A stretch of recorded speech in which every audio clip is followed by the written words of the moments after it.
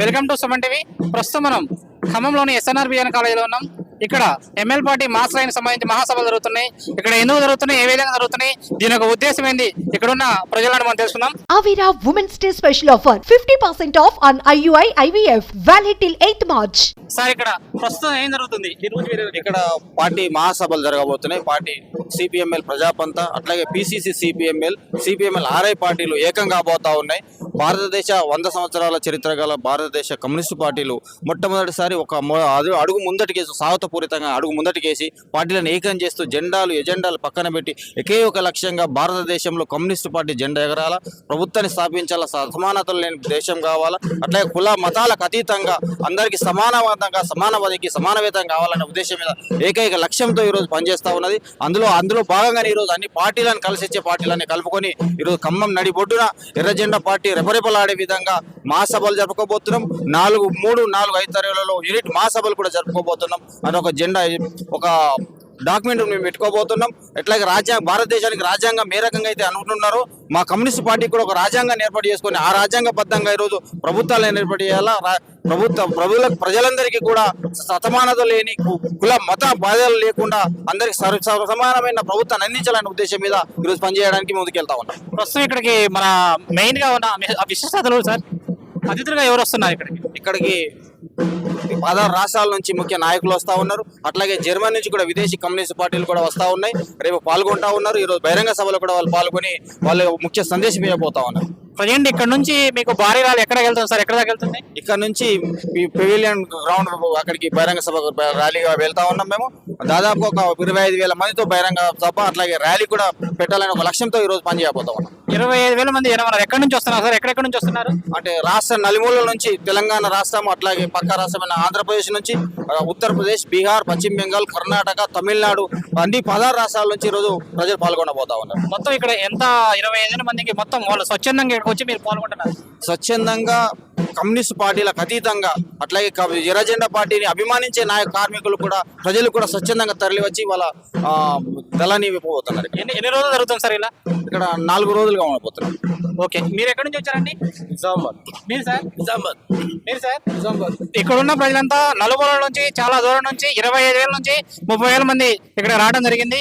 ఇక్కడ ఎంఎల్ పార్టీకి సంబంధించి 3 రోజులు బహిరంగ సభ జరుగుతుంది. ఇక్కడ నుంచి మన ప్రెవిలియన్ గ్రౌండ్ కి జరుగుతుంది. ముఖ్య అతిథులుగా మన మాజీ ఎమ్మెల్యే ఇల్లెందు శాసనసభ్యులు ఉమ్మడి నరసయ్య గారు కూడా వస్తున్నారు.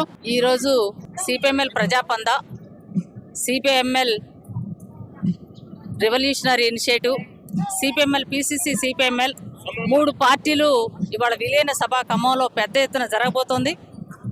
ఎస్ఆర్ అండ్ బీజేఎన్ఆర్ కాలేజీ నుంచి పెద్ద మహా ప్రదర్శన, పెవిలియన్ గ్రౌండ్స్లో గొప్ప బహిరంగ సభ జరగబోతోంది. రేపు ఎల్లుండి అంటే 4, 5 తేదీల్లో వివిధ రాష్ట్రాలు, దాదాపు 16 రాష్ట్రాల నుండి వచ్చేటటువంటి 300 మంది ప్రతినిధులతోటి మహాసభ జరుపుకోబోతున్నాం. జనరల్గా మా పార్టీ ఈ దేశంలో చాలా మార్పులు వచ్చాయని భావిస్తూ ఉంది. ఎందుకంటే వ్యవసాయంలో పెట్టుబడిదారీ విధానం వచ్చింది, అట్లాగే సమాజంలో కూడా అనేక మార్పులు చోటు చేసుకున్నాయి. అందుకని మేము ఈ దేశంలో గతంలో మాట్లాడినట్లుగా అర్ధవలస అర్ధ భూస్వామ్య స్థితి నుండి పెట్టుబడిదారీ విధానంగా మార్పు చెందింది అనేటటువంటిది మేము భావిస్తూ ఉన్నాం. ఆ మార్పులకు అనుగుణంగా మేము కార్యక్రమాన్ని, మా పందాన్ని రూపొందించుకున్నాం. అందులో భాగంగానే ఈ 3 పార్టీల విలీన సభ మేము ఇక్కడ జరుపుకుంటా ఉన్నాం.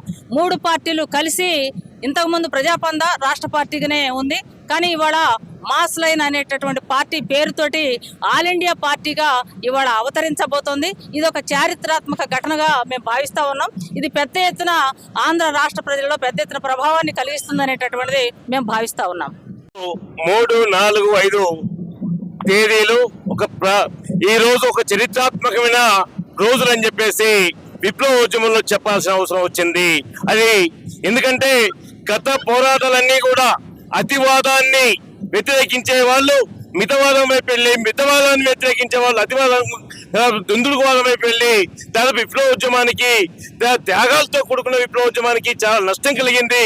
ఆ నష్టాల నుండి ఈ రోజు గుణపాఠం తీసుకొని మారుతున్న పరిస్థితుల్ని శాస్త్రీయంగా అంచనా వేసుకొని ఈ రోజు తగ్గట్టుగా కార్యక్రమాలని రూపొందించుకొని పంతాను రూపొందించుకోవడానికి 4-5 తేదీల్లో 16 రాష్ట్రాల నుంచి 300 మంది ప్రతినిధులు అట్లాగే విదేశీ ప్రతినిధులు కూడా పరిశీలకులుగా వస్తారు.